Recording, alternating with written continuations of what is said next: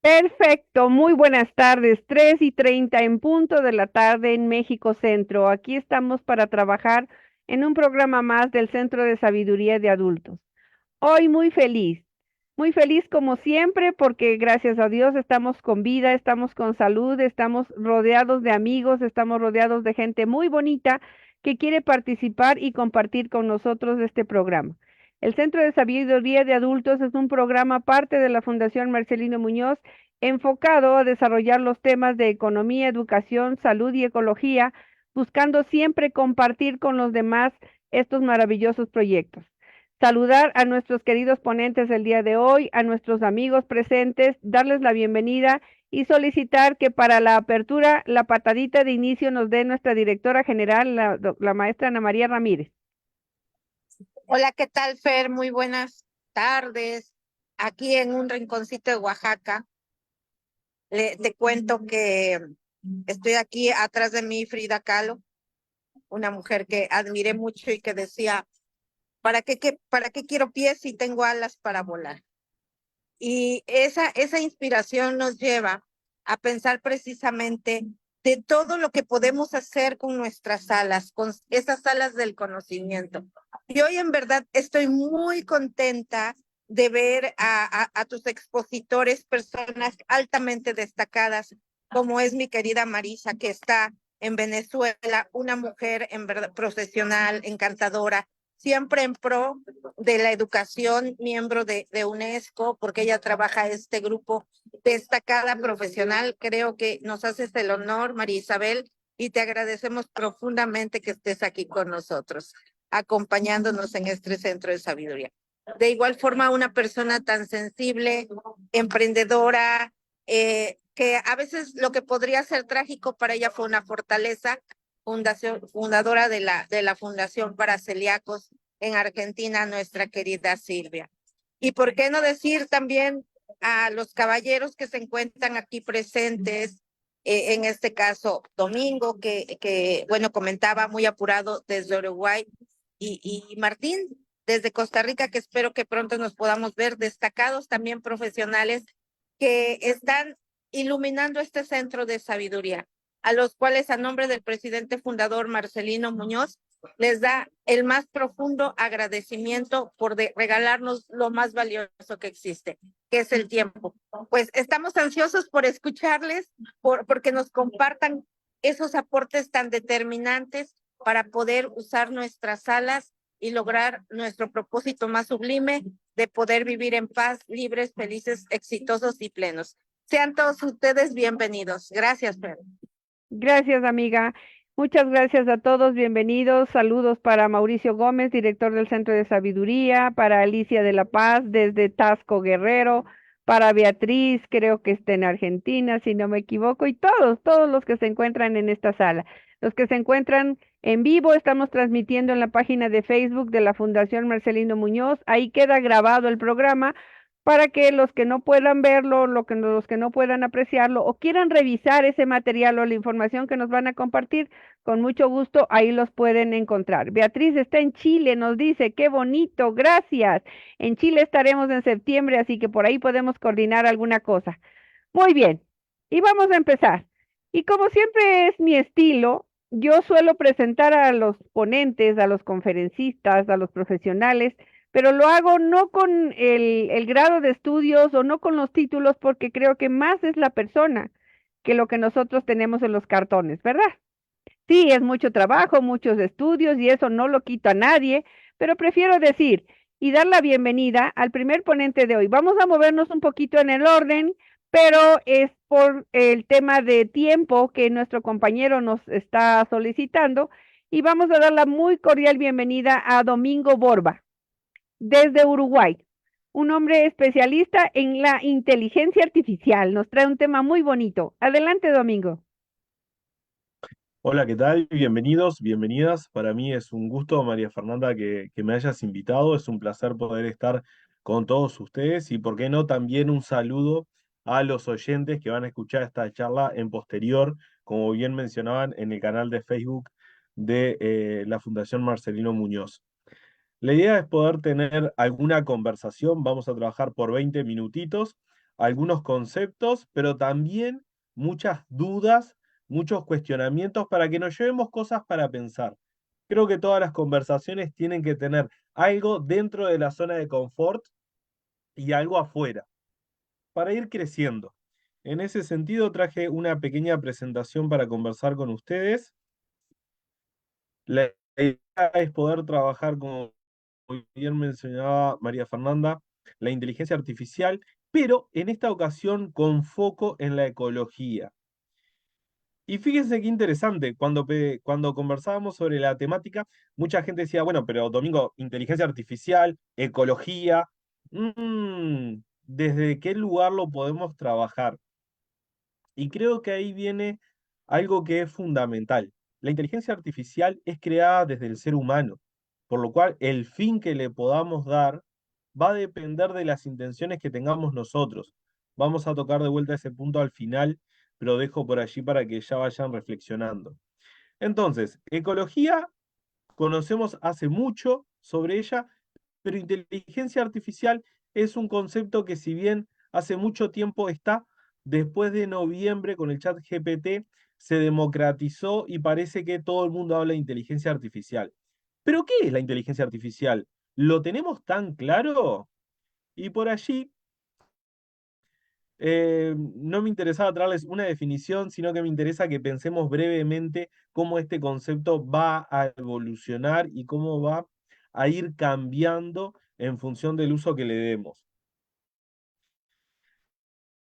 Entonces, no es que sean antagónicas, pero sí creo que se complementan y nos da una idea de a dónde podemos ir con la inteligencia artificial. La primera está vinculada a lo que cualquiera de nosotros y cualquier persona que detengamos en la calle nos respondería. La inteligencia artificial, esta capacidad que tienen las máquinas para realizar algunas tareas que hasta el momento eran tareas humanas. Esta idea de simular la tarea humana. Pero por otra parte, los invito a que piensen lo que dice Delgado en 1998. Él propone que la inteligencia artificial, sí, es real, es esta simulación, pero además, para que pensemos lo que implica, ¿no? Implica un espacio nuevo que habitar desde el punto de vista de la investigación, un nuevo campo de estudio que se enfoca en la explicación y la emulación de la conducta inteligente en función de procesos computacionales. Pero bueno, este nuevo espacio para habitar, para interpelar, para crear, para investigar, desde el lugar que cada uno tenga. Hoy vamos a hablar de la ecología, pero bien podríamos hablar de inteligencia artificial y educación, inteligencia artificial y ciudadanía, inteligencia artificial y cualquier otra combinación. ¿Por qué? Porque en este momento que somos 60 personas conectadas, no importa a quién, qué nombre esté viendo en este momento o a qué seguidor de Facebook vea, todos ustedes al menos una vez utilizaron inteligencia artificial en estos 10 minutos que empezamos. Así que la inteligencia artificial está en todo. Por lo tanto, tenemos que empezar a ponerla sobre la mesa para discutir algunas cosas. Pero veamos qué sucede en ecología en concreto. Ahí fui como desglosando un poquito en pequeñas dimensiones lo que implica la ecología para ponerlas más por la inteligencia artificial para que no concibo que las haya. Son ideas para pensar. Lo primero es, ¿por qué no pensar en la inteligencia artificial para monitorear especies? Para poder identificar cuáles son las que están en peligro de extinción, para poder generar etiquetas. Y ahí, por ejemplo, tenemos una aplicación que voy a mencionar todas las aplicaciones juntas al final, pero voy diciendo algunas. Por ejemplo, Google Lens. Google Lens es una herramienta que forma parte del paquete de Google, que uno simplemente con la cámara saca una foto y esa foto se busca y se filtra y demás y nos arroja un dato. Podríamos trabajarlo para ver cuáles son esas especies, cómo están migrando, cuáles son las que están en peligro de extinción, cuál es la conciencia que tenemos sobre las mismas. Otra idea que podemos tener es el análisis de los hábitats, poder ver cómo están compuestos estos ecosistemas, ver y tener en cuenta que los algoritmos que toman información nos pueden ayudar a procesar imágenes satelitales, por ejemplo, para hacer una evolución y ver cómo van cambiando y cómo eso se cruza con el elemento de arriba que tiene que ver con las especies, cómo las especies se van moviendo, si realmente las especies que están en peligro de extinción tienen que ver con una incidencia humana o que quizás con otros factores. En un tercer punto, el modelado de predicción, utilizar la inteligencia artificial para poder predecir qué es lo que sucede con especies, ver qué pasa con las que mencionamos con peligro de extinción, ver lo que sucede con las especies que son invasoras, ver de qué manera se le da respuesta a la biodiversidad teniendo intervenciones para la conservación, para que realmente dejemos de perder especies a nivel mundial. Porque antes era bien interesante pensar esto de las especies porque cada uno hablaba desde su país. Pero ahora, ¿cuál es nuestro país? Hoy estoy en Uruguay, mañana estoy en Chile, pasado estoy en México. Y así son eh, los nuevos ciudadanos, que son ciudadanos globales, no locales. Por lo tanto, tenemos que generar ese empoderamiento desde el punto de vista de una biodiversidad planetaria, no de una biodiversidad uruguaya, chilena, argentina o del país que nos estén saludando. Y como cuarto punto, tener en cuenta que nos puede ayudar a identificar las amenazas, poder ayudar a detectar, a prevenir actividades ilegales, como puede ser la caza furtiva, la tala ilegal, la contaminación. Tenemos los drones también que con visión artificial pueden monitorear áreas que actualmente serían inalcanzables en algún sentido por el ser humano, o que podría inclusive mejorar las condiciones laborales de personas que se encargan de estas conservaciones. Cuestiones para seguir pensando cuál es el uso que le damos. Avanzamos un poquito más y nos vamos al campo de la deforestación. La inteligencia artificial puede ayudar a monitorear y a prevenir. 4 puntos a tener en cuenta. Lo primero es la detección temprana, el poder identificar áreas de deforestación con mucha precisión, mucha más precisión de la que ya lo venimos haciendo. Pensemos en la inteligencia artificial como un refuerzo al ser humano, como un refuerzo a esa capacidad de analizar datos, a esa capacidad de cruzar los datos. Por otra parte, el monitoreo continuo, supervisar la evolución de la deforestación. Tenemos que tener en cuenta que la inteligencia artificial no se cansa. Muchas de las personas que están presentes son grandes profesionales, amigos, que conozco muy de cerca y son muy creativos, pero en algún momento uno se cansa. La inteligencia artificial no. Puede estar disponible a ese nivel de atención 24/7, 24 horas los 7 días de la semana. Aprovechemos eso. Por otra parte, la alerta temprana, notificar a las autoridades sobre eventos sospechosos, es simplemente programarlo y va a ser un envío automático. Frente a la prevención, el poder ayudar a desarrollar estrategias para detener la deforestación. Tenemos que tener también, así como no solo como un refuerzo para prolongar nuestra creatividad, para poder monitorear, sino también para que nos ayude a desarrollar lo que quizás a nosotros como seres humanos nos llevaría años. Fíjense qué interesante lo rápido que cambia el mundo. Si podemos acelerar algunos procesos con la inteligencia, sería maravilloso. Avanza un poquito más. La inteligencia artificial vinculado al cambio climático. También desde la ecología tenemos que tener ese punto. Y por allí 3 ideas. Uno, el análisis de datos. Utilizar modelos de inteligencia artificial para poder analizar los grandes conjuntos de datos. Actualmente hablamos del Big Data y cuando hablamos de eso siempre terminamos cayendo en hablar sobre ciudadanía digital, sobre qué es lo que sucede con los datos de las personas. Eso está muy bien, claro que sí, pero también pensemos de que existe un Big Data vinculado a el histórico de los cambios climáticos.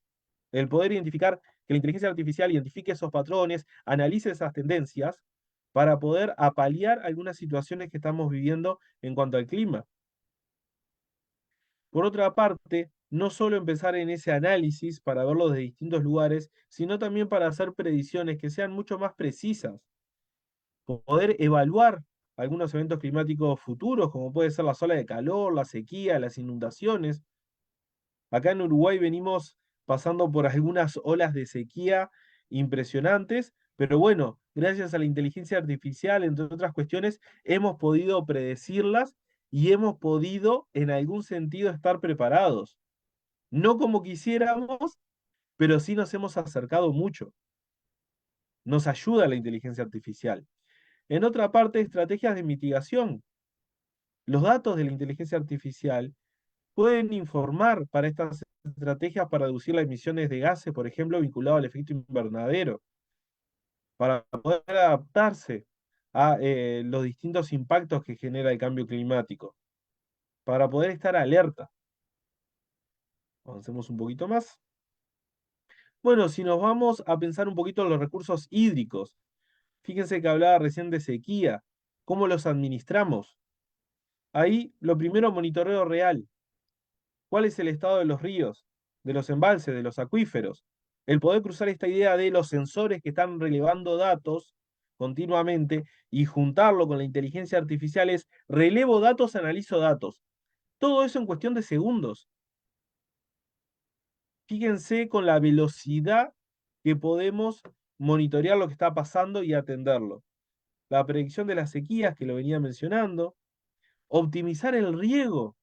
No es solamente la cantidad que se usa y cómo se usa, sino cómo podemos distribuir ese uso para hacer un uso más eficiente. ¿De qué manera estamos regando? Avanza un poquito más. La gestión de las aguas residuales. Poder pensar cómo hacemos ese tratamiento a esas aguas y cómo podemos reducir el impacto ambiental que generan. Estamos hablando de calidad de vida. Estamos hablando de mejorar el presente pensando en dejarles un mejor futuro a nuestros niñas y niñas. Pensemos la inteligencia artificial desde un lugar superhumano. Avancemos un poquito más. Vayámonos al foco en cuanto a la producción agrícola desde un punto de vista sostenible. 4 pilares: analizar datos y predicciones, ver cuáles son las condiciones climáticas, la salud del suelo, la necesidad del riego. Ahí va, gracias por el comentario en el chat. Exactamente, Darwin, hacer un mundo sostenible. Una producción agrícola sostenible es parte de un pilar fundamental y la optimización de recursos hace a este mundo más sostenible. Tenemos que generar un uso eficiente del agua, los fertilizantes, los pesticidas y de todo. Las 5R tenemos que empezar a trabajarlas. Tenemos que ver qué producimos y para qué. Monitoreo y control de plagas. Cuidado, ¿a qué le llamamos plagas? No es la conversación de hoy, pero también tenemos que definir bien y en ese sentido la inteligencia artificial nos puede ayudar a identificar y a controlarlos de manera precisa y oportuna. La robótica agrícola, poder automatizar procesos, ayuda a generar procesos también más sostenibles. ¿Por qué? Porque vamos a estar, por ejemplo, dosificando mejor. Vamos a generar un mayor aprovechamiento de, y cada uno completará con lo que quiera, de las semillas, de el agua, de los fertilizantes, de el abono, de todo. Podemos optimizar, hacer un mejor uso. Inclusive optimizar el tiempo ya es ganancia en muchos sentidos. Pensemos en lo que implica la economía circular y el reciclaje. Hablé de las 5R, pero pensemos en la economía circular, la optimización de la recolección, identificación de materiales. La inteligencia artificial nos puede ayudar a poder clasificar materiales en los distintos residuos. Por otra parte, el diseño de productos reciclados. Y acá cuidado, porque está bien que hagamos adornos con cuestiones recicladas, pero después esos adornos, ¿en qué terminan? Porque si la idea es reciclar una botella para hacer una pajarera donde viven los pajaritos, pero después eso lo termino desechando, la botella en realidad terminó en el mismo lugar que si no hubiera servido como pajarera. termina contaminando igual. Es tratar de alargar la vida útil para que entre en un proceso circular, donde cuando deja de cumplir esa función, la adaptamos para que cumpla otra, pero no que termine en el mismo desecho. Si no, no tenemos una economía circular. No estamos haciendo una contribución real al medio ambiente. Ahí agradezco a los compañeros en el chat que van comentando algunas formas también para contribuir con el medio ambiente. Avanzo un poquito más. La inteligencia artificial para mejorar la eficiencia energética. ¿Qué tema? La energía. Hoy en día, ¿cuántos de los instrumentos que utilizamos requieren energía? Hasta los lentes. Tenemos los lentes de Google, que también hay que cargarlos. Requieren energía eléctrica, todo. La cerradura de las puertas, ahora que son electromagnéticas. Cada vez necesitamos más energía. Por lo tanto, tenemos que ver cómo la construimos. En realidad la energía no se crea ni se destruye, sino que se transforma, pero teniendo esa salvedad, me entendieron la idea. Tener en cuenta que la inteligencia artificial nos ayuda a analizar esos datos e identificar patrones para un mejor consumo, optimizar los sistemas que estamos utilizando, predecir, perdón, la demanda que vamos a tener o que tenemos real de energía, poder hacer una gestión de energía renovable. ¿De qué manera podemos utilizar energía como la solar, la eólica, y que realmente eso se cruce con las condiciones climáticas que tenemos? Pero hasta el momento estoy siendo muy optimista. Muchos de ustedes dirán, bueno, la inteligencia artificial es maravillosa, soluciona todo. Bueno, en parte sí, pero en parte también nos promueve o nos propone algunos desafíos y sobre todo algunas consideraciones éticas que tenemos que tener frente al uso de la inteligencia artificial, en este caso en ecología. Primero, el sesgo de los datos. La inteligencia artificial fue desarrollada por una persona, por una empresa, y todas tienen algún interés. Ojalá el interés real, pero tenemos que tenerlas en cuenta. La privacidad y la seguridad de los datos. ¿De dónde estamos recolectando esos datos? ¿Qué los estamos haciendo?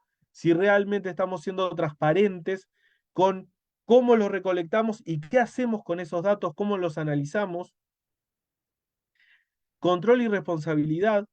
La inteligencia artificial a veces empieza como una especie de círculo endogámico donde una inteligencia artificial trabaja los primeros datos y pasa a otro sistema de inteligencia artificial que genera otro producto y al final, ¿dónde está el ser humano? ¿Dónde está controlando? ¿Dónde está mediando lo que sucede entre una y otra? Y por otra parte, la cuestión fundamental que es la transparencia y ser explícito con que se usa. A nadie en la actualidad se le ocurre utilizar la fuerza bruta cuando puede utilizar un gato hidráulico. A nadie se le ocurre. Estamos haciendo un refuerzo del físico. ¿Por qué no hacer un refuerzo cognitivo con la inteligencia artificial? Estamos mejorando procesos. Estamos mejorando la calidad humana. Y vinculado a cuestiones concretas, que muchos deben estar esperando por el tema de la conversación, les traje por allí lo que yo llamo la pirámide de la inteligencia artificial, que es una pequeña clasificación en función de la complejidad de la herramienta. Entonces, les dejo por allí algunas herramientas muy básicas que utilizan inteligencia artificial, Google Lens, Google, Siri, Calendar, Grammarly, entre otras que pueden utilizar. La mayoría son de uso gratuito, pero como sabrán, todo esto se puede vencer al finalizar esta conversación, porque las grandes empresas también van viendo cuáles son los intereses. En un segundo nivel, los invito a que utilicen Gamma, Flickr, entre otros. Y por último, después que hicieron ese recorrido, los invito a que vuelvan con todo lo aprendido en esa subida de la pirámide y vuelvan a ChatGPT o GPT, como le quieran llamar, y a otras herramientas que requieren un nivel superior para utilizarlas, porque realmente son herramientas potentes, muy potentes, pero siempre y cuando sigamos esa progresividad.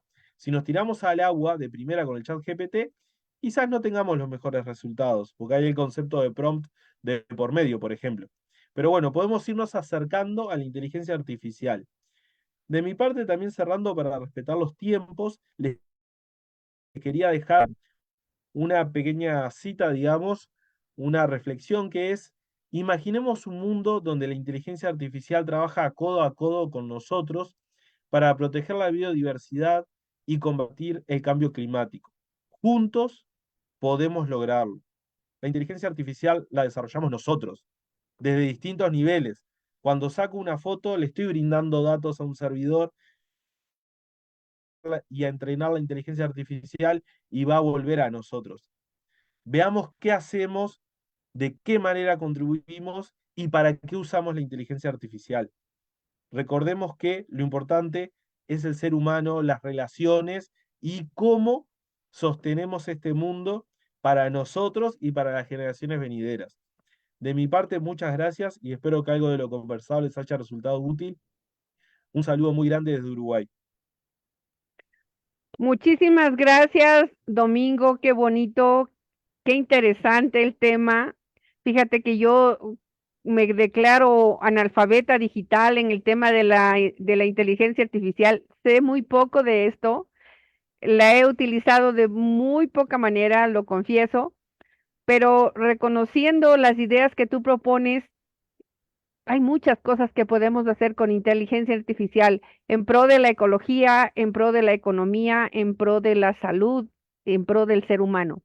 Así que, mira, están enviando muchos comentarios, todos que les gustó tu ponencia.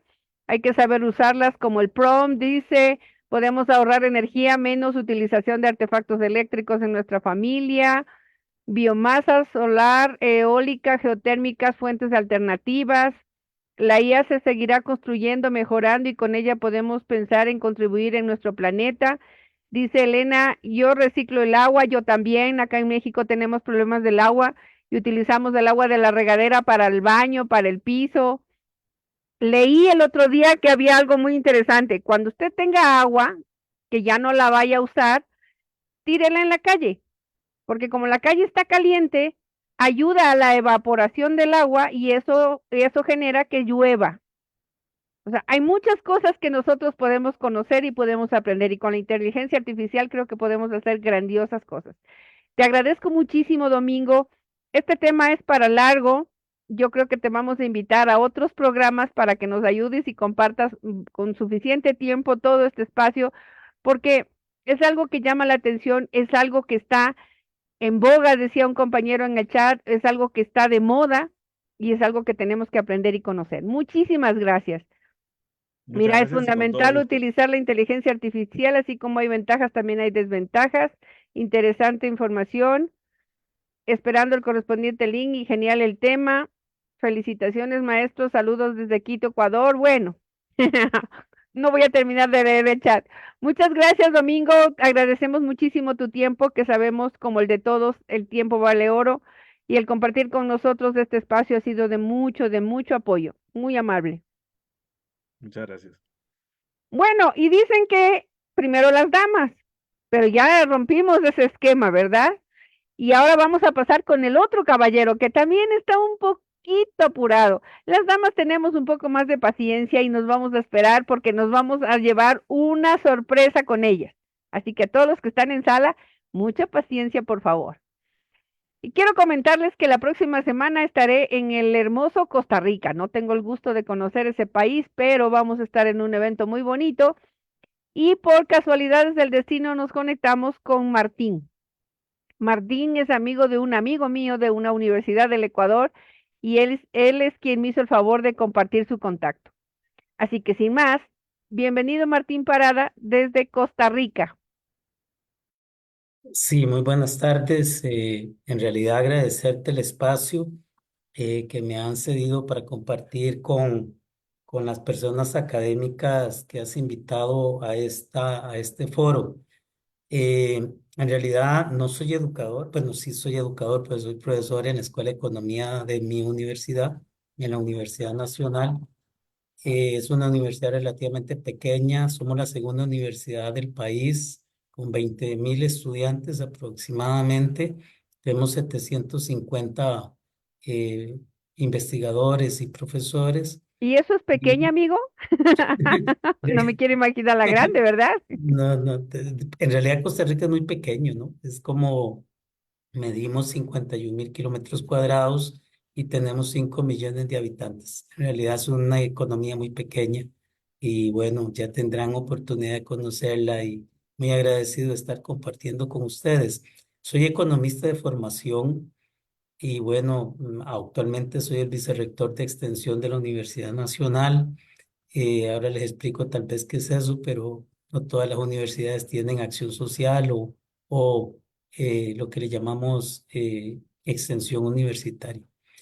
Quisiera reflexionar sobre lo que me indicaste a nivel del desarrollo de la educación, que incluye no solo la educación pública, sino la educación privada. Vieras que yo tengo en materia de lo que es la educación, en la educación superior pública a nivel de las universidades, una posición, María Fernanda, bien crítica, digamos. Eh, a mí me parece que primero el enfoque teórico y metodológico en las universidades es muy lineal, es muy estático, es muy disciplinar y por lo tanto se vuelve muy especializado. Es decir, heredamos bajo un principio muy escolástico una educación que creemos que entre más especializada es, mejores resultados tiene. Y me parece a mí que esos programas de estudio, los mismos proyectos, programas de investigación, de proyectos de investigación y extensión, siguen la misma pauta. Y me parece que ahí tiene un efecto grave en la formación del estudiantado. Es decir, lo que hacemos es formar bajo la disciplina y eso nos limita a analizar las problematizaciones de la sociedad en su completitud y en su complejidad.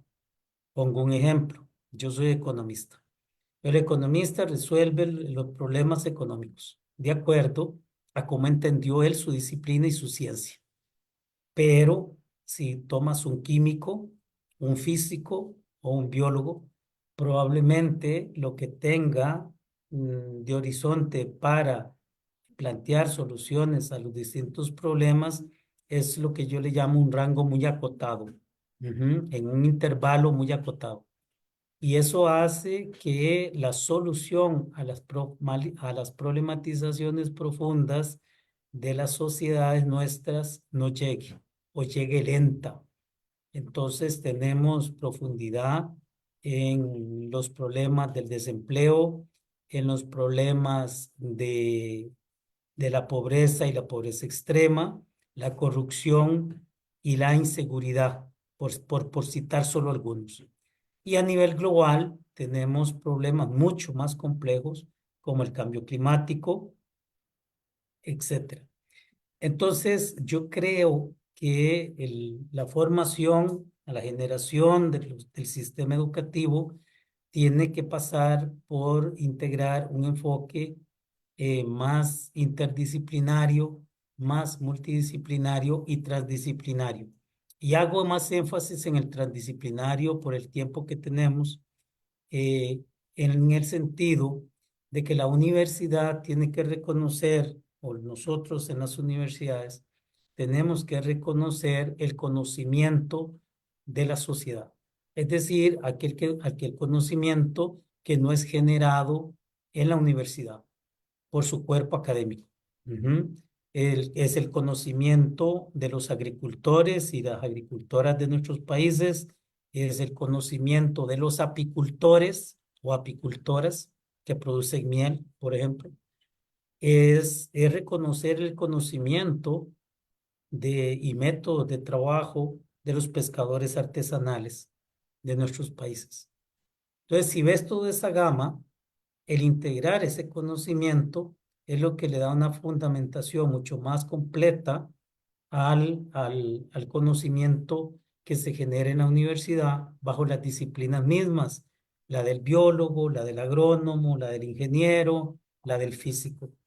Entonces me parece que eso es importante en la formación del estudiantado, porque entonces le damos una diversidad de enfoques teóricos y metodológicos mucho más abierta, mucho más dinámico, y entonces nos permite formar un estudiante o un estudiantado con una formación más crítica, más propositiva, con una opción más clara de transformación de su sociedad. Y eso me parece que es fundamental. El segundo elemento que quiero recalcar en esto es eh, la relación teoría y práctica. Es decir, cómo logramos generar en nuestros programas de estudio, en nuestros proyectos de investigación, extensión y docencia o programas de investigación, impulsar la práctica.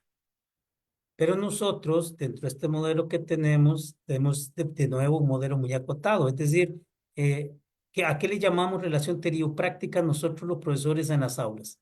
No sé, yo enseño microeconomía en todos los niveles.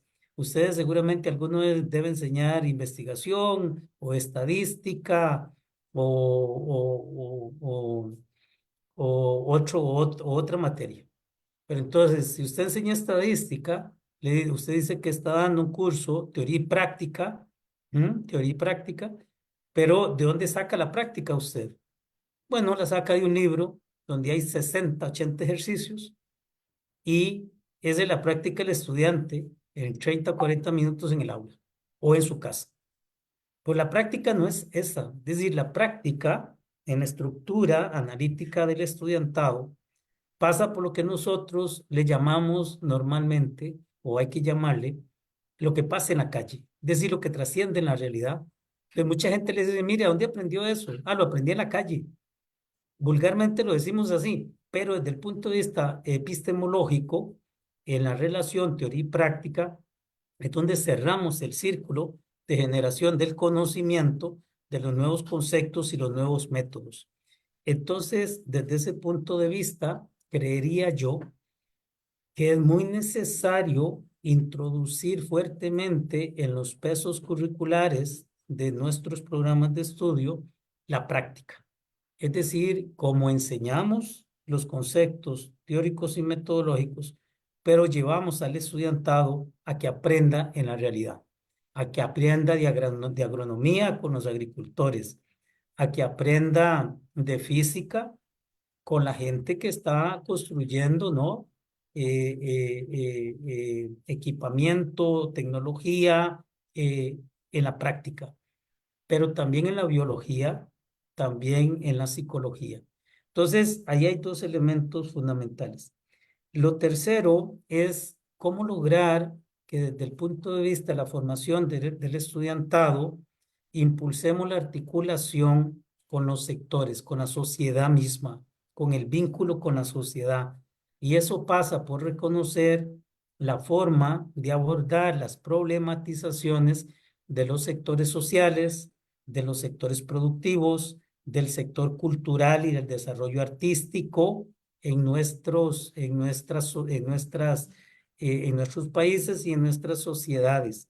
Y eso nos obliga necesariamente a hacer una coordinación de vínculo en ese proceso de enseñanza-aprendizaje. Entonces, eso genera un valor agregado impresionante porque estos sectores normalmente lo que hay ahí es una infinidad de problematizaciones sin resolver. Y no hay nada mejor que preparar al estudiantado a partir de las grandes interrogantes para que logre buscar soluciones en conjunto con su cuerpo académico. Entonces logramos una universidad que educa bajo la crítica, que educa bajo la propuesta, y entonces impulsamos un ser humano con un propósito más claro de transformación social. Finalmente, cierro con lo siguiente. Me parece a mí que las tendencias modernas, poco por lo que escuchaba de nuestro colega uruguayo ahora. Hay que integrarlas, pero hay que tener mucho cuidado. Digo esto en lo siguiente, por ejemplo, las problematizaciones fundamentales de nuestros países, con más o menos gravedad, María Fernanda, en México, en Costa Rica, Guatemala, Colombia. Clave, la corrupción, cáncer de nuestra sociedad, inseguridad ciudadana, presencia de homicidios a lo largo y ancho de nuestras ciudades, etcétera, etcétera. ¿Qué implica eso? Es un problema de las carreras STEM. No, no lo veo por ahí. O sea, no veo que el problema de la corrupción, que el problema de la inseguridad, que el problema de la presencia de homicidios etcétera, venga por ahí. Es decir, no es un problema de que enseñemos matemática, que le enseñemos bien, de que enseñemos informática y enseñemos bien, o que enseñemos las ingenierías en los mejores niveles posibles. Yo creería que el problema viene, como lo cerró el expositor que me antecedió, viene en la formación humana. Es decir, cómo logramos efectivamente desde las disciplinas que desgraciadamente el mercado no las valora tan bien, como la sociología, la psicología, la antropología y las filosofía, entre otras, cómo logramos formar transdisciplinariamente y multidisciplinariamente a un muchacho o una muchacha que está estudiando en la universidad, pero que ocupa un conjunto de valores, un conjunto de habilidades y destrezas que trasciende su especialización. Y eso implica un conjunto de principios, valores y posturas éticas ante las problematizaciones. Y por lo tanto, la formación del estudiantado a mí me parece que implica a la vez, en conjunto con su cuerpo académico, el asumir lo que yo le llamo posturas políticas. Es decir, yo soy economista, pero entonces yo, como soy economista, me blindo en los datos, en los indicadores, me blindo en mi objetivo, como me lo dijo un día el presidente del Banco Central de mi país. Me dijo, Martín, viera que es que el objetivo nuestro es la estabilidad macroeconómica de Costa Rica. Y lo que usted me está planteando es un problema de otras disciplinas y es un problema de otras instituciones.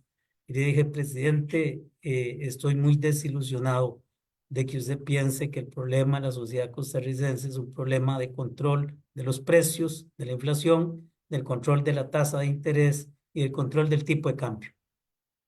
Posiblemente ese era su gran objetivo, como presidente del Banco Central de nuestro país. Pero, sin embargo, ahí yo entendí que el que tengamos disciplinas no nos blinda de tener posturas políticas para enfrentar los problemas de pobreza extrema, de desigualdades, de discriminación, de falta de derechos humanos, de migración, etcétera. Por lo tanto, yo creería y sigo pensando que la integración transdisciplinar y multidisciplinar es un enfoque que debe ayudarnos a quebrar el molde educativo, el modelo fundamental y tradicional disciplinar de enseñanza en nuestras casas de estudio. Entonces, lo dejaría ahí para la provocación y para la dinámica, pero creería que en la medida en que hagamos eso, vamos a tener una transformación social en nuestras sociedades y en nuestros países en América Latina. Gracias, María. Muchísimas gracias, Martín. Antes de comentar, tengo una pregunta que está en el chat. Dice, he escuchado que la asignatura de microeconomía es bastante compleja. ¿Cuál es su apreciación? Sí, la microeconomía es bastante compleja y más cuando uno es estudiante. Recuerdo yo, jovencillo, hace ya años, hace como unos 30 años, que no era fácil estudiar la microeconomía. ¿Por qué no era fácil? Primero, porque requiere un pensamiento abstracto y nuestro pensamiento cuando ingresamos a la universidad casi siempre es muy concreto. Es decir, si no vemos las cosas, no creemos. Y integra 3 niveles. La microeconomía usted la puede estudiar a nivel algebraico de cálculo, Entonces, el costo de producción, usted lo descompone entre el costo total, que es igual que el costo fijo, más el costo variable. Pero fíjese que usted puede hacer un gráfico de costo fijo y puede hacer un gráfico de costo variable y de costo medio. Y entonces usted gráficamente puede aprender la microeconomía, pero también puede comparar los conceptos. Entonces tiene tres niveles. En la medida en que eso se logre explicar de esa manera, al estudiantado se le hace más fácil. Lo que pasa es que no siempre se ve así, y cuando uno es estudiante y seguro la persona que está haciendo la pregunta, claro, encuentra una cuesta pronunciada para empezar a entender la microeconomía básica, incluso la intermedia o la avanzada. Pero es eso, María Fernanda. Muchas gracias, Martín. No, no, es que yo no sé cómo voy a hacer, no sé si me permitirán repetir a los ponentes, porque con los temas que nos están exponiendo, nos da mucho, mucho, mucho para compartir, mucho para hablar. Te agradezco muchísimo, Martín. Nos vemos en unos próximos días. Tenemos que platicar y tenemos que hacer muchas cosas. En un resumen de los muchos mensajes que he visto en el chat, se habla de economía, se habla de educación y se habla de política. Y uno de los grandes problemas, como nos decía Martín, es la corrupción y la política dañada en los países de América Latina. ¿Qué podemos hacer? Pues está en nuestras manos, en las manos de los maestros, en las manos de los padres de familia, en las manos de los tutores. Porque si decimos y empezamos por nosotros mismos y por nuestra casa, sin esperar que nos caiga del cielo o que sin esperar que un gobierno solucione nuestros problemas, yo creo que vamos a salir adelante. Utilizando todas las herramientas que se nos prestan y se nos presentan, podemos hacer un buen trabajo. Muchísimas gracias a Martín Parada Gómez por tan brillante exposición. Y bueno, vamos a seguir en este viaje maravilloso internacional. Estuvimos en Uruguay, ya nos fuimos a Costa Rica y ahora nos vamos a Venezuela. Y le vamos a dar la más cordial bienvenida a María Isabel Núñez, una profesional que tengo el gusto y el honor de decir que conozco, yo creo que más de 5 años, María Isabel, que ya venimos trabajando juntas. Eso es Que correcto. que Sí, en correcto. en otro sistema nos hemos conectado. No nos conocemos en persona, pero hemos hecho mucho por la educación del mundo. Bienvenida, hermosa. Así mismo es. Bueno, realmente, primero que todo, muchas gracias, María Fernanda, por la invitación y a todos los presentes, a los ponentes, han estado extraordinarios. Un aprendizaje realmente muy significativo, muy importante. En esta tarde me corresponde a mí hacer un enfoque. Vamos a ver si tenemos por acá. ¿Se ve bien? ¿Se Todavía no ve? estás compartiendo, No hermosa. comparto. Dios mío. Siempre, vamos, siempre ahí. Vamos a ver. Si no, pásamelo por el WhatsApp el documento y yo lo abro acá. Ya vamos, sí, ya vamos. Mm, mm.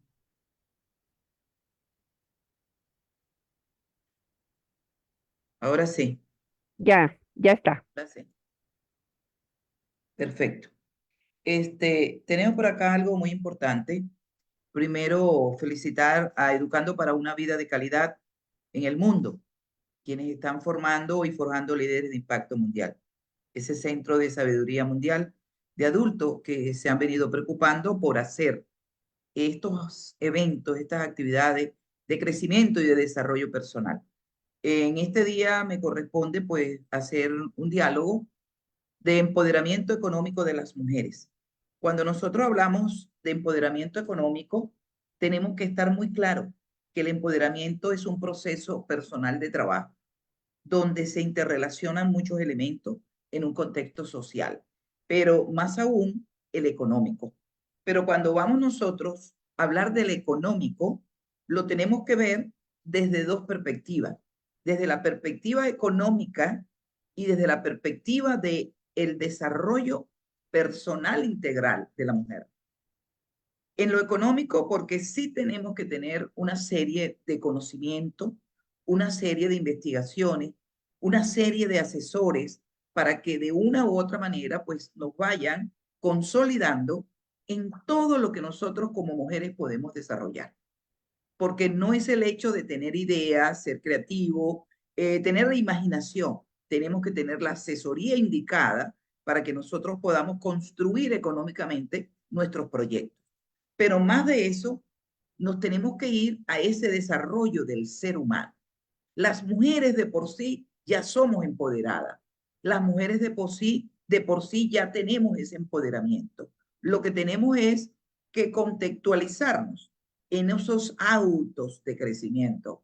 Yo tengo que tener un autoconocimiento de mí misma, tengo que tener autoconfianza, autodesarrollo, tengo que autoevaluarme, tengo que tener una autoestima para que esto lo pueda yo desarrollar, sin olvidar la motivación. La motivación es un factor importante. De allí que la parte de Iberoamérica en Somos han hecho un cuadro muy interesante sobre las áreas para el empoderamiento económico de las mujeres. Y ellos lo llevan por ejes. Un eje de igualdad, donde nosotros tenemos que buscar la igualdad de género, sin olvidar, lógicamente, el respeto y, lógicamente, la justicia, el orden de paz. Pero también tenemos que libertad de elegir lo que nosotros queremos por empleo, que no nos impongan ciertos empleos, sino que nosotros por vocación de servicio podamos elegir qué es lo que queremos hacer. Y queremos también igualdad de salarios, porque nos los merecemos, porque somos realmente muy profesionales, tenemos conocimiento y hemos hecho, lógicamente, años para formarnos y prepararnos. Y proteger a esa madre, proteger a ese padre, proteger la seguridad social de nosotros como mujeres, pero sin olvidar el cuidado que nosotros tenemos que tener. Nosotros tenemos que cuidar nuestro cuerpo, cuidar nuestra mente, por eso nosotros tenemos que velar por nuestro pensamiento, cuerpo y alma, porque de eso u otra manera nosotros tenemos que estar pensando como mujeres, como empoderadas, qué podemos hacer.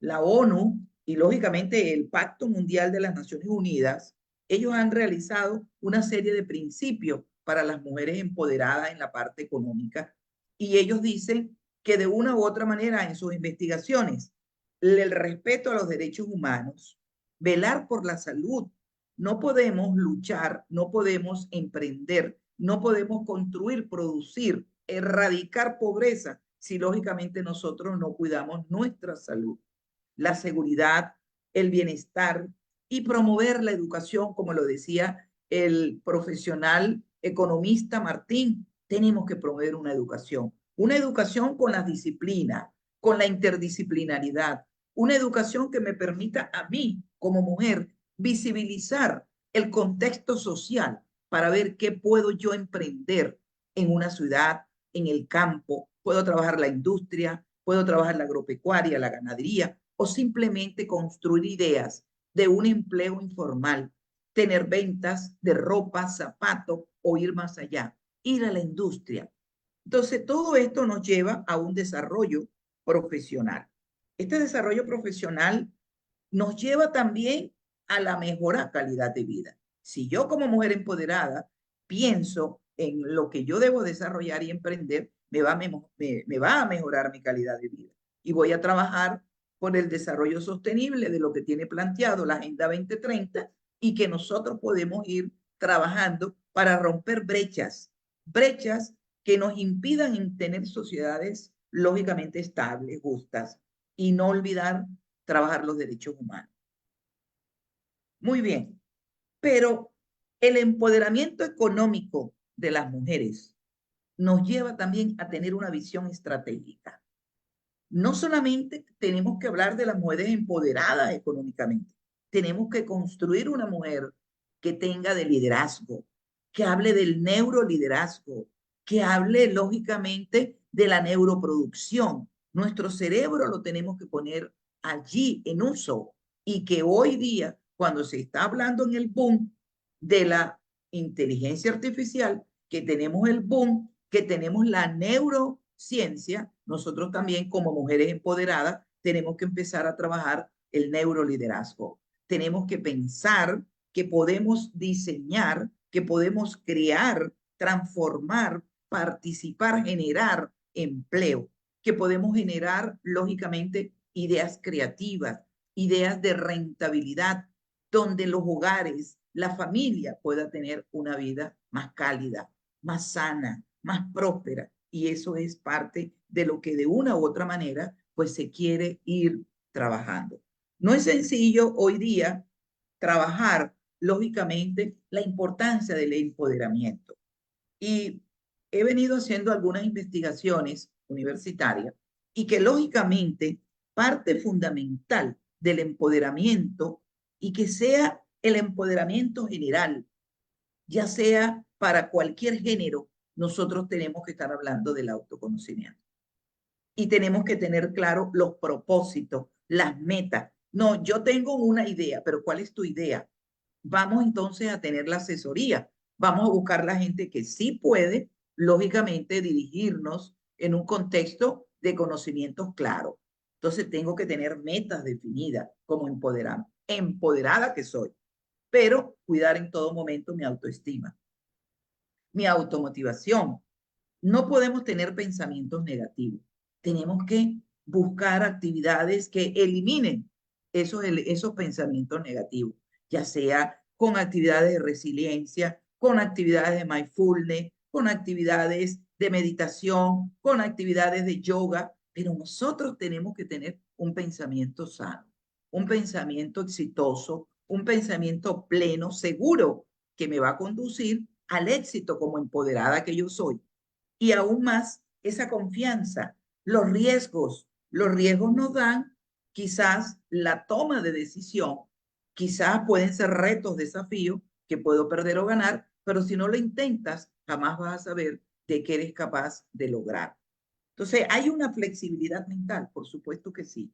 No podemos ser realmente totalmente, pues, drástica en lo que nosotros queremos lograr. Debe haber una flexibilidad en los proyectos, en los logros, pero en todo momento debemos tener resiliencia y gratitud.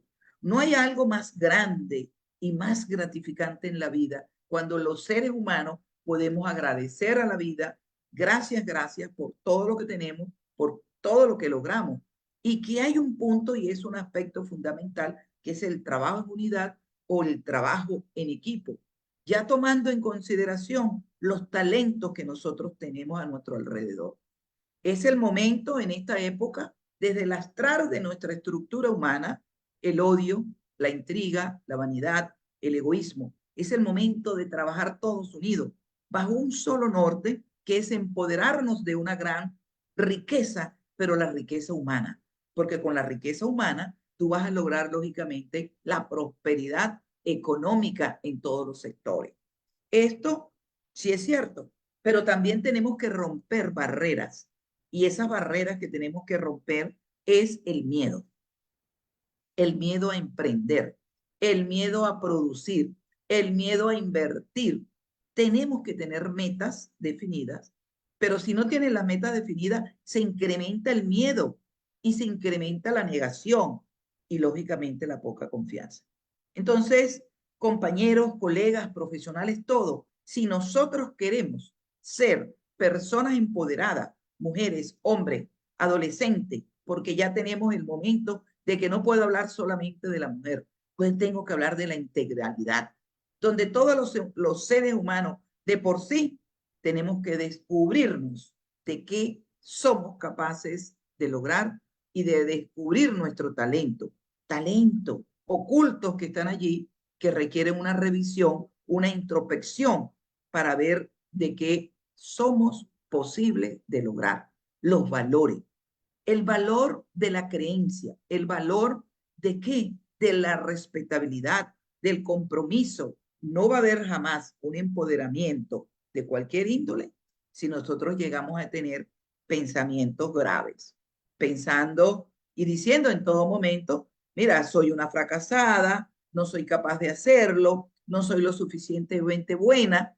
Todo eso son barreras y pensamientos negativos que hacen que nosotras, las personas, no generemos proyectos, que no generemos ideas.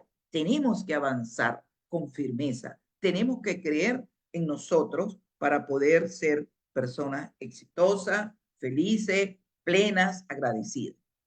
Las emociones. Gestionamos en todo momento emociones negativas.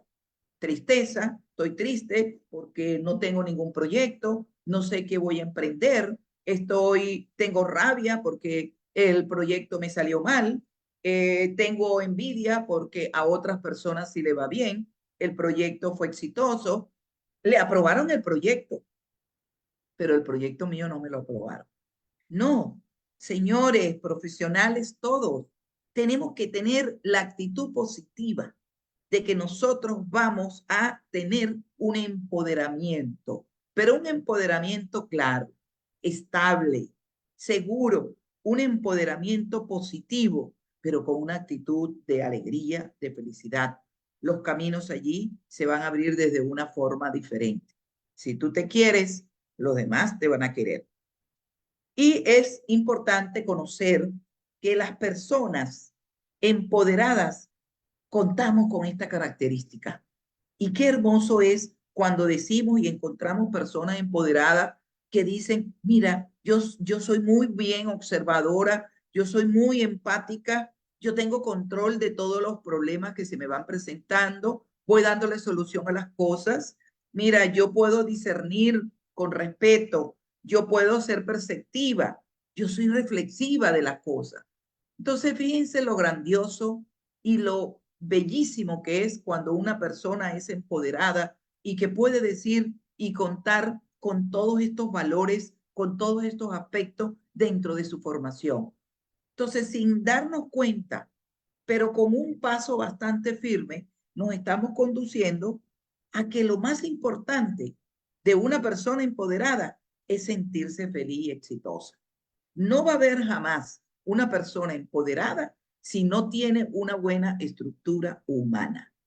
Es el momento de revisarnos, de hacer ese recorrido, esa introspección humana, de conocer de qué somos capaces, de nuestras debilidades, de convertir nuestras amenazas en fortaleza y tener en grande principio de éxito, rodearnos de personas talentosas que piensen igual o mejor que uno, que vean la vida desde un punto de vista de gratitud, que veamos la vida desde un punto de felicidad.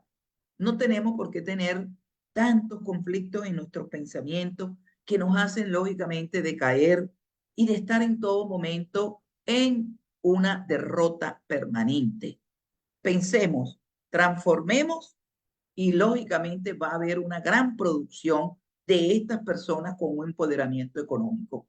Muchas personas me dicen, para ser empoderada necesito mucho dinero. No, para ser empoderada, lo que tú necesitas es voluntad de trabajo, tener creatividad, tener imaginación, rodearte de personas talentosas, iguales que tú o mejores, pero no buscar personas con aspectos de derrota. No, señores. El éxito del empoderamiento económico versa sobre cada persona, sobre la estructura humana que tengamos en cada momento de nuestras vidas. Compañeros, si hay preguntas, con mucho gusto se las respondo. María Isabel, qué maravilla escucharte.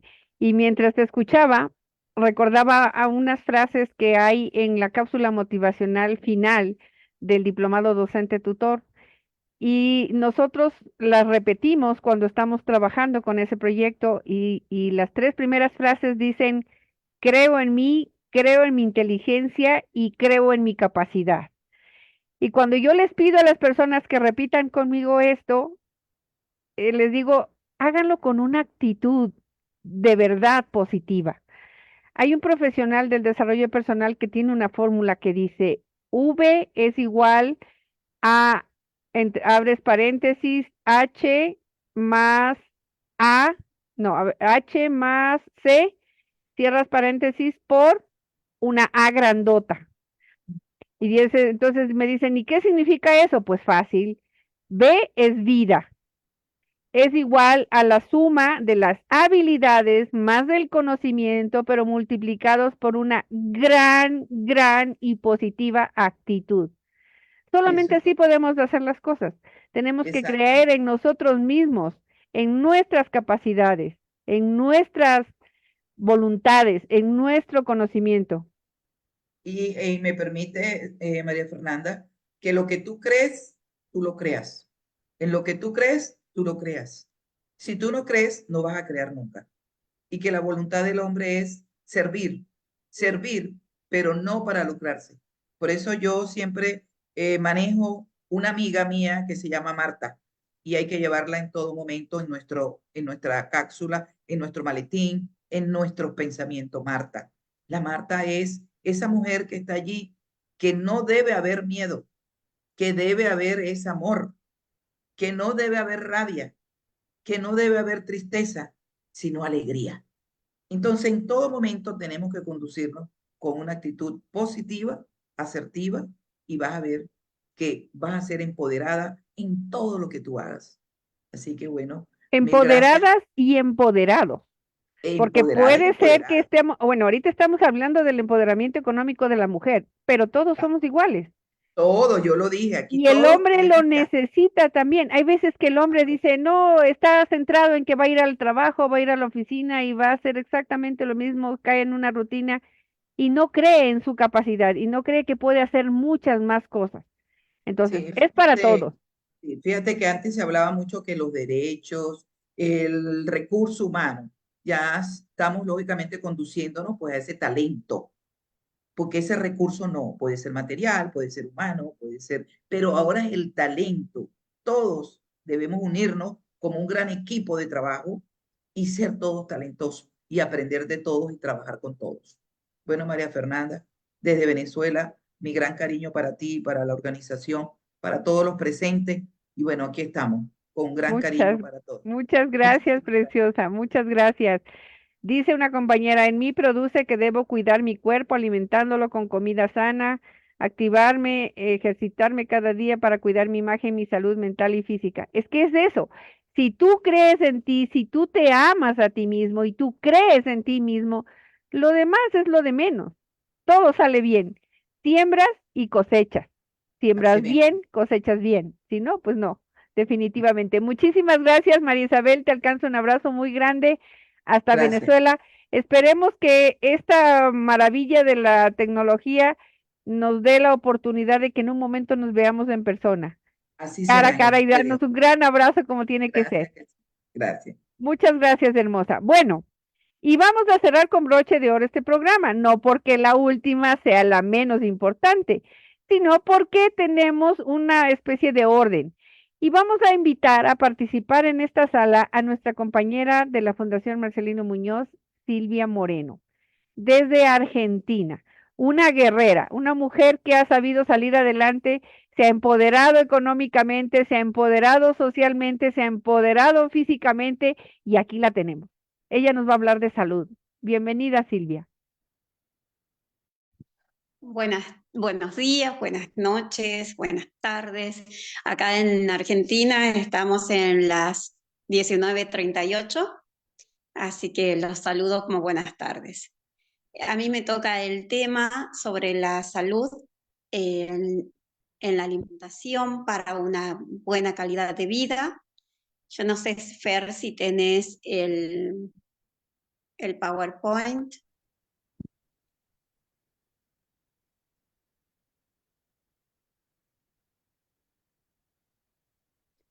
Nosotros comenzamos desde que somos bebés, entre los 6 o 7 meses, comenzamos a alimentarnos ya con papillas y desde ahí nuestra mamá tiene la responsabilidad de la alimentación que tenemos. Hasta que somos personas adultas, siempre, por ejemplo, qué sé yo, hasta los 18, 20 años como mamás, les tenemos que dar la comida a nuestros hijos. Y somos nosotros quienes elegimos los alimentos para darles a ellos. Así cuando lleguemos a una edad de 50, 60, 70 años, nuestro cuerpo nos va a mostrar cómo nos hemos alimentado y cómo mamá reflejó también el alimento de nosotros. Pero a partir de los 18 años, cuando uno ya comienza a vivir solo o a estudiar, ya elige la comida y es ahí cuando nosotros comenzamos a decir cuáles son los alimentos que me hacen bien. O sea, tenemos que aprender que antes de elaborar un alimento tenemos que lavarnos muy bien las manos. El lavado de las manos es principal. También acá, como observamos, cada verdura que tenemos tiene que ser bien lavada. Por ejemplo, pasó una vez de que había lavado una lechuga así nomás y después cuando vi en la ensalada había un gusanito muy verde, o sea que esa lechuga no se había lavado bien. Todas esas cosas tenemos que tener en cuenta para la alimentación. También dentro de la alimentación y para tener una buena calidad de vida, una vida sana, tenemos que realizar ejercicio. A nuestra edad, los ejercicios no se pueden realizar corriendo, saliendo a correr una maratón, pero sí, por ejemplo, caminar varias cuadras e ir sin peso, sin bolsas que cargar, salir, mirar la naturaleza, ir conversando con alguien sin llevar nada en las manos, sería la manera hermosa de disfrutar la vida, salir cuando haya sol, para que esa vitamina D que absorbemos con el sol, deje absorber el calcio en nuestros huesos. También para tener una buena nutrición es fundamental, por ejemplo, desde niño, dar esa comida con mucho amor, tener el cuidado en la selección de los alimentos y también es muy importante que para los niños y para los jóvenes se elijan muchas frutas y verduras para que ellos se acostumbren desde chicos a comerlas. Cuando nuestro hijo nos dice no nos gusta tal verdura, tratar de hacerle de muchas maneras hasta que encontremos la forma de que a él le guste, tal vez en una tarta, tal vez en alguna manera de hacerle un bizcochito. Hay muchas cosas dulces que se hacen, por ejemplo, con zapallo. A veces a los chicos no les gusta el zapallo y hacemos un pan dulce de zapallo que se puede consumir. Si podemos pasar a la otra imagen.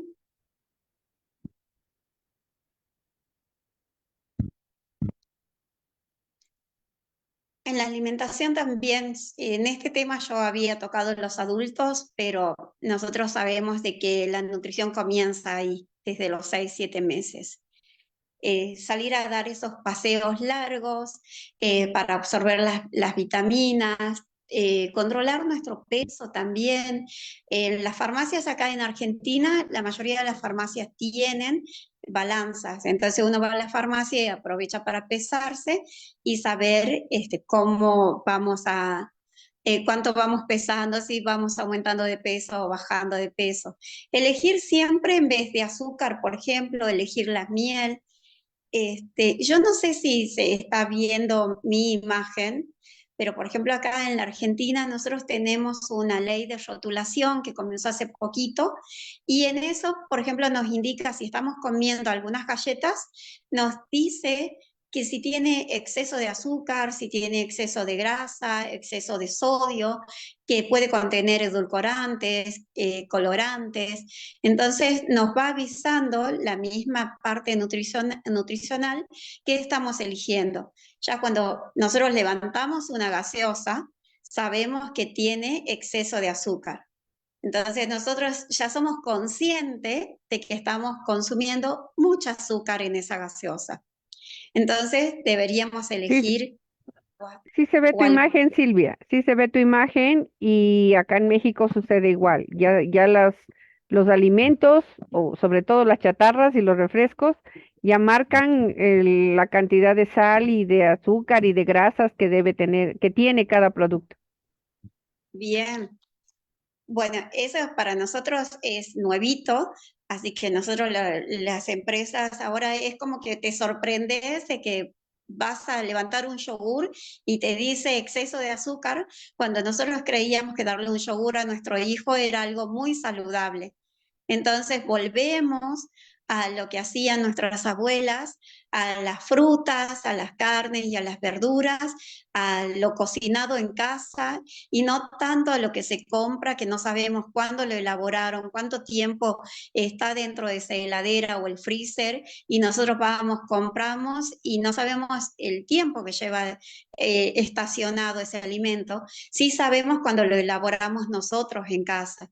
Entonces siempre elegir verduras de la estación, tratar de tener una vida, digamos, no sedentaria, sino que nosotros le llamamos pausas activas, si podemos seguir con la otra, Fer, pausas activas, a que cuando estamos mucho tiempo sentados nos podemos levantar y hacer unos ejercicios, qué sé yo, extender los brazos, levantar la parte de los tobillos y volverlos a poner en el piso, estirar las piernas, dar una vuelta por el escritorio donde estamos sentados, para que nuestro cuerpo no esté todo el tiempo sentado y así podamos tener algunas enfermedades como la que es frecuente en los choferes de colectivos, que se le afectan siempre los riñones porque dan muchas vueltas y tampoco van al baño y están todo el tiempo sentados. Entonces nosotros que nos podemos levantar podríamos hacer esas cosas. El beber bastante agua, eso lo recomiendan todos los médicos. El disfrutar de cuando uno sale a algún lugar, disfrutar totalmente la comida, la bebida, disfrutar todo para que cuando uno lo está haciendo se sienta bien y no estar renegando en ese momento o estar con cuentas, sintiéndose mal, sino disfrutar cada cosa que hace. Entonces, todos estos consejos que hacemos, digamos, va para una buena calidad de vida, para tener una vida más sana y para que tengamos muchos años de una calidad de vida mejor, para que no nos enfermemos. A veces la enfermedad viene por lo que comemos, porque somos lo que comemos. Entonces, si una persona es delgada y viene una persona que es un poquito más gordita, dice, qué suerte que sos tan delgada. Y no es suerte, es de la manera que una persona se alimenta y cómo se alimenta la otra. Entonces, nosotros siempre tenemos que ver eso, cómo elegimos las comidas. Pueden ser en el plato, lo dividimos en 3, la mitad, todo lo que es verdura, en la otra parte, que sería como el puñado el puño de la mano, podría ser pescado, pollo, un pedazo de carne roja, y en el otro, las legumbres, o puede ser cereales, puede ser el arroz, lenteja, garbanzo, arvejas, lo que sea poner en la otra parte. Y, por ejemplo, si vamos a elegir un pan, que sea un pan que contenga fibras y no un pan blanco. Entonces, ir viendo, porque hay muchas reglas nutricionales que también las podemos buscar en las redes, y ir armando una manera de nutrirnos de una mejor alimentación, digamos, más variada, con muchos colores, sería lo esencial. Yo te agradezco mucho, María Fernanda, por haberme invitado y esto sería lo que tengo para compartir el día de hoy. Muchísimas gracias, Silvia. Qué importante es el entender que nuestro cuerpo es el único que tenemos y que tenemos que cuidarlo.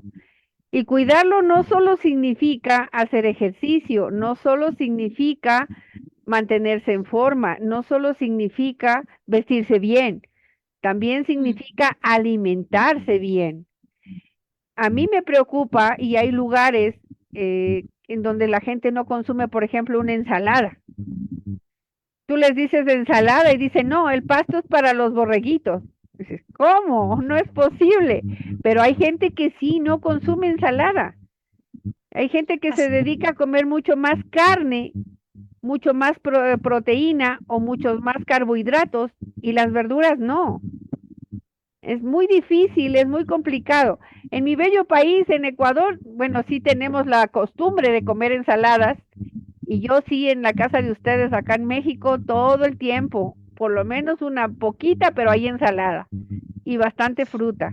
Tenemos que entender eso. Además que con lo colorido que tú nos hablas de lo que debemos comer, la ensalada te da color. Le pones zanahoria y es naranja, le pones pimiento morrón y ya es rojo, verde o amarillo, le pones jitomate y ya está rojito, la lechuga, la espinaca verde, o sea, te da toda una gama de colores que hasta te atrae la mirada, ¿no? Bueno, en mi caso, que soy celíaca, yo solamente puedo consumir frutas, carnes y verduras y no trigo, avena, cebada y centeno, y la mayoría de las cosas están hechas con trigo. Entonces estoy muy acostumbrada a que sea siempre una ensalada y alguna carne y yo no como con pan. Entonces, para mí es costumbre solamente comer la comida. Y hay personas que si no tienen pan en la mesa es como que no pueden comer. O en México la tortilla, por ejemplo. Así es. Bueno, muchísimas gracias. Mira, dice Elena, las enfermedades son consecuencias de una mala nutrición. Muy bien, excelente aportación, muchas gracias. Amarme a mí misma de pies a cabeza. Esa es la idea. Amarse como ser humano, considerar que su cuerpo es un templo, es su hogar, es su vida. Si usted no se alimenta bien, está dañando su cuerpo. Si usted no se protege bien, se está dañando su cuerpo. Si usted no se activa, no hace ejercicio, no se mantiene en forma no quiero decir que, porque ya está gordo, está mal. No, gordo o gorda está bien.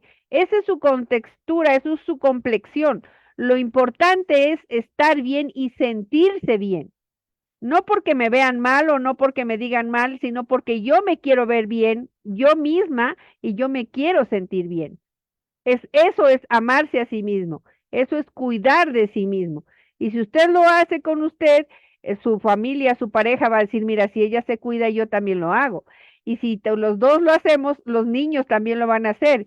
Y si así lo hacemos, empezamos en una campaña con el vecino de al lado, con el del otro lado y después con el de enfrente y toda la calle y así media colonia y después la colonia, el barrio, la ciudad, el país. Imagínense qué bonito sería que todos nos preocupemos por nosotros mismos y por los demás. No se necesita, como decía María hace un rato, tener mucho dinero, solamente se necesita de una actitud y unas ganas de hacer las cosas. Eso es lo más importante.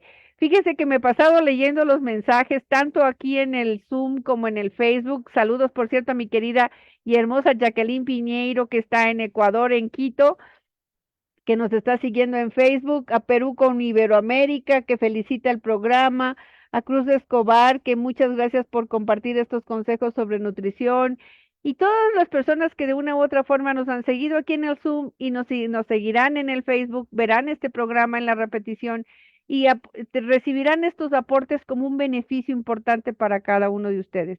Y no solo para cada uno de ustedes, sino para también las personas que están en su entorno. El sobrepeso provoca enfermedades y mala calidad de vida. Ese es el problema. Y estamos tan acostumbrados a tomar refresco muy dulce, a comer mucho pan, a comer las chatarras que venden en la calle, o a comer así en desorden, sin un horario, al apuro, sin masticar bien. Tantas cosas que estamos haciendo mal y que a lo mejor nos damos cuenta, pero las dejamos pasar. Y si no nos damos cuenta, tenemos que contemplarlas para no tener problemas. Vamos a darle paso, tengo un par de minutos, a Fernando Guevara. Adelante, Fernando. Buenas tardes. Buenas tardes, Fernando. Mi nombre es Fernando Guevara, como lo ve, pero, yo estoy oyéndole a Silvia, excelente la exposición, pero yo soy chef. Doy clases Ok, de gastronomía en un colegio técnico en el sector rural. Ustedes genial. saben, por ejemplo, en la actualidad, las madres por salir a trabajar cogen, si es posible, le dejan galletas, le dejan algo al bebé y comienza ahí a tener una desnutrición total. Entonces, yo como más o menos entiendo de la situación. He comentado en mi institución educativa en Imbabura lo que es la combinación de cosas que ellos tienen con productos. Por ejemplo, hablemos de papillas.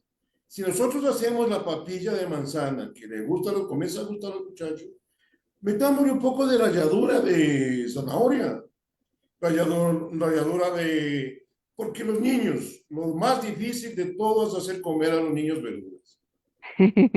Y entonces, pero si nosotros tratamos desde pequeños de engañar su mente, no digamos de engañarlos, sino que de acostumbrarlos a que en la papilla, por ejemplo, de manzana, ralladura de remolacha, ralladura de zanahoria, qué sé yo, por ejemplo, enseñarles a comer estas cosas.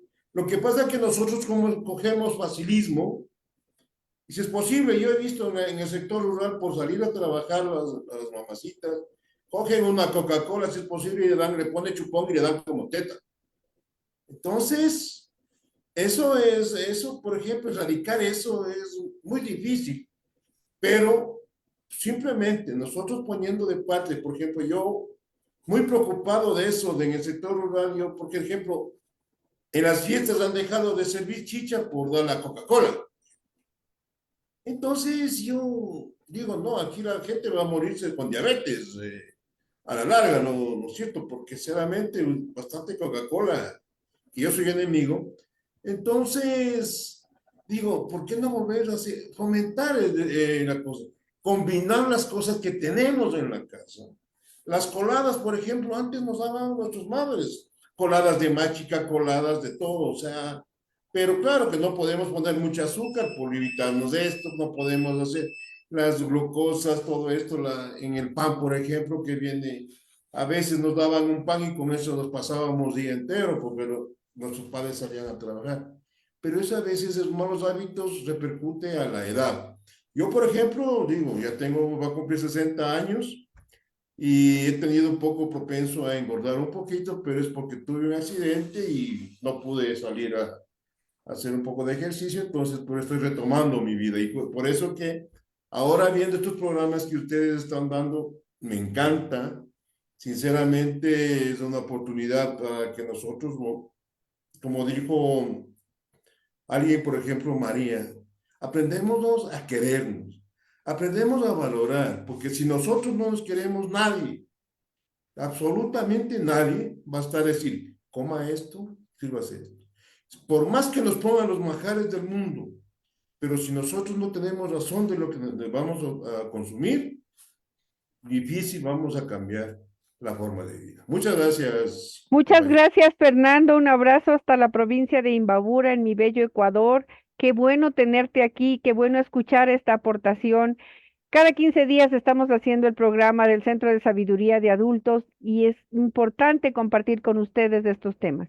Invitemos a todas las personas de nuestro alrededor a que nos sigan y que no tienen dispositivo, pues invítale a la sala de tu casa y ahí pones en la pantalla todito y les reúnes a 10, 20 y les pones ahí enfrente para que puedan aprovechar todas estas ideas. Si no pueden conectarse en el Zoom, pues revisen en el Facebook, en la página de Fundación Marcelino Muñoz, ahí las pueden encontrar. Adelante, Luis Alfonso. Gracias, mi directora, maestra y embajadora. Está de invitarle a Fernando para una ponencia, si no se molesta, desde luego. Sí, No, y lo no, otro, contáctalo por interno, tú que estás ahí en Quito, contáctalo por interno para y invitarle a que nos dé una ponencia también él. sí, ya lo voy a invitar acá. Sí, primeramente felicitarles, pues los cuatro ponentes han sido maravillosos, con una experiencia muy sólida. Lo que dijo María Núñez, especialmente empoderarse, quererse y uno mismo cuidarse, pues no, porque de eso depende que todos llevemos una vida muy sana, a igual que lo que dice Silvia, acertadas esas experiencias. De hecho, acá en Ecuador, pues acá en Quito al menos, en este año se ha empezado a promover lo que es eh, la preocupación de la vida de las personas en el hecho del comercio, porque el comercio, por el desconocimiento, la preparación es a criterio de cada negocio, pero ya el municipio ha inducido a los estudiantes en el área de nutrición, en los cuales se está dando ya charlas de motivación y de conocimiento para que puedan ellos también ser parte del cuidado de la sociedad. Así es que por ese lado, acá yo me siento muy contento y eso me encantaría que en el resto de países en América pues se vaya promoviendo.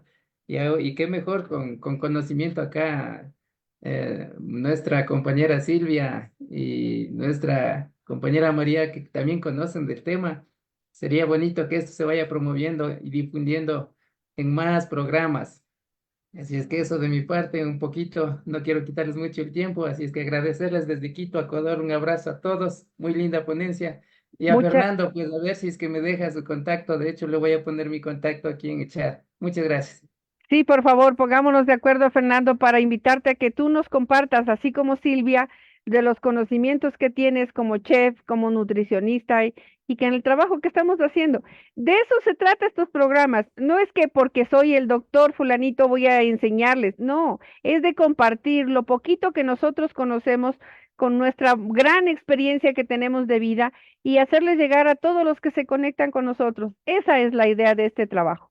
Pues no me queda más que agradecerles muchísimo su presencia, tanto en Zoom como en Facebook, agradecer la participación de Martín, de María Isabel, de Silvia, de Domingo, que ya no está con nosotros en la sala, pero que de cualquier manera han aportado de manera grandiosa para que este programa sea un éxito y para que sobre todo todos los que nos acompañan tengan un poquito más de experiencia, de conocimiento.